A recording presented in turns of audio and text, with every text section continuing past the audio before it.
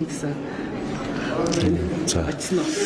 Манай намын нэг дүрмтэй холбоотой асуудал улсын дэд шүүхийн нийт шүүгчдийн хуралдаанд маргааш хэлцгээр тов зарлагдсан байна. За тэгээ бид нар ер нь 5 дугаар сарын 29-нд бас нийт шүүгчдийн хуралдаан болсон. Тэндээс 45 дугаар тогтоол гараад за бидэрт бас нэг үүрэг даалгавар өгсөн. 6 дугаар сарын 29 гэхэд одоо намын дүрмээ одоо нэг дүрм нэг намаас нэг дүрм нэрүүлэхийг юм даалгасан байгаа. За тэгээд тэрнээс хойш яг юу болсон бэ гэхээр бид нар 6 дугаар сарын 17-ны өдөр дотоод гишүүнээ уулзах гэдэг саналаа өргүүлсэн. Тухайн үед одоо завгүй явж ийн гэсэн болохоор бид нар 19-нд болгож дахиж 2 өдөр хойшлуулсан. За ингээд тухайн хугацаанд бол хариу өгөөгүй.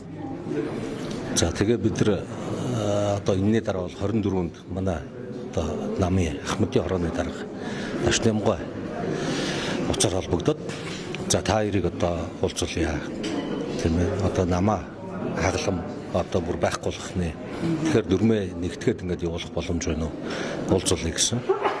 За ингээ 24-ний өдөр очиод уулзсан. Манай зүгээс бол одоо нээлттэй байгаагаа хэлсэн. Намын дүрмээ нэг болгоод явуулах боломж байна гэдэг талаараа хэлсэн. За яг тухайн уулзалтан дээр бол Батбаатар одоо дээд шүүхийн тогтоолыг үндэслээд одоо энэ хурал зарлаад байгаа энэ одоо манай намын одоо эрхгүй байгууллагууд маань одоо бас эрх зүйн чадамжгүй маа гэдгийг хүлээн зөвшөөрсөн байна.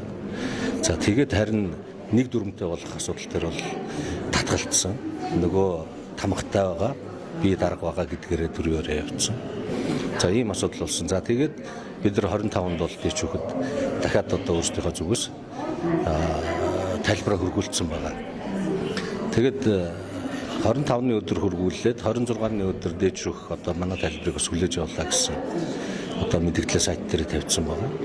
За тухайн өдрийн үдээс хойш нь Батбаатар гинт уулзъя гэдэг хүсэл тавьсан. 5 цагт уулзъя гэдэг. Тэгээд тэр ч одоо өдөөс хойш тавьсан одоо тэр уулзалтан дээр бид нараас төлөөлөлтөй уулзах хэрэгтэй. Тийм учраас манай төлөөлөл байгаагүй учраас тэрэн дээр навч чадаагүй. За яг хоо ер нь бол 6 сарын 27-нд тийм ээ Батбаатар одоо гишүүний зүгээс гэж би ойлгосон. Үндэсний чуулган хийсэн. За тэрэн дээр манай намын гишүүдээс гадна бас өөр намын гишүүд явж байна лээ. За 1200 төлөөлөгч байгаа гэдэг байгаа. За энэ бол би үндэсний хэмжээний уулзалт.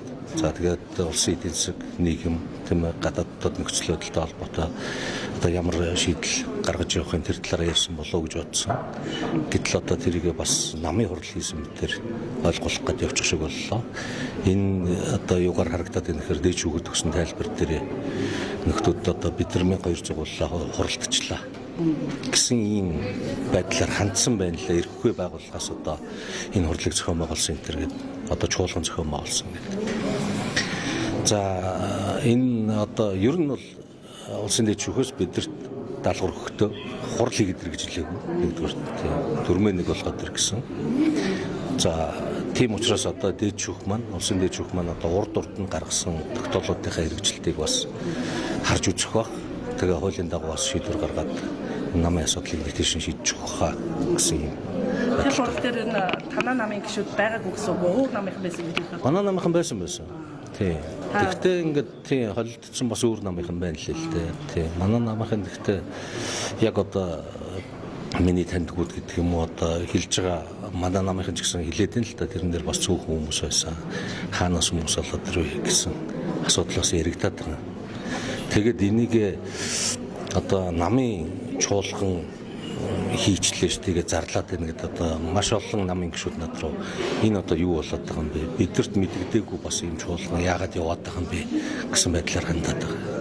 Ер нь бол намын талаар ярих гэжсэн, намын дүрмээ нэг болгох гэжсэн бол тэр чуулган дээр бас аль биесээр бидэд очих хэрэгтэй байсан баг. Тэгээ бидэнд бас мэдгдсэн зүйл байхгүй. Тэгэхээр дахиад дээд шүүхэд татсан байгаа гэсэн үг юм байна. Тэгсэн гэсэн үг бид нар одоо 24-ний өдөр тэг хүсэлтэд одоо тайлбар хөргүүлсэн баг. Тийм. Тэгэд яг намын дүрмээ нэг болгоё гэхээр зөвшөөрөхгүй. Тэгэхээр одоо бол хуулийнхаа өрөөнд явах ажил болж байгаа баг. Тэгээ аль нь эрх зүйн чадамжтай юм. Эрх зүйн чадамжгүй одоо төлөөлөх байгууллагаар хурал зарлаад ингээ хийгээд байгаа нь бас ямар хуу байдалтай байх юм. Онцлог хурал бол Бидний 3 сарын 9-ээс он хүртэл одоо нийт гишүүдийн хурал байгаа.